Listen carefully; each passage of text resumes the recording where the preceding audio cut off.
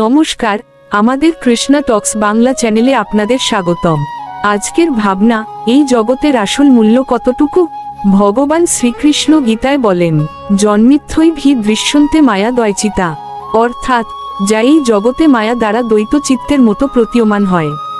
শ্রীমদ্ভগবদ্গীতা সপ্তদশ অধ্যায় ৩ নং শ্লোকের মূল ভাব অনুসারে আমরা এই জগতের সম্পদ, সৌন্দর্য এবং সম্পর্ককে অত্যন্ত মূল্যবান মনে করি।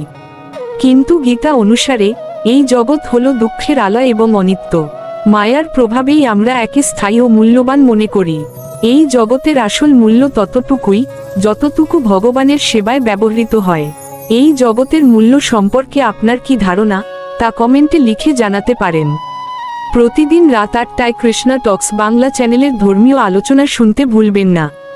আমাদের চ্যানেলে যোগ দিয়ে আপনার আধ্যাত্মিক জ্ঞান বৃদ্ধি করুন। হরে কৃষ্ণ।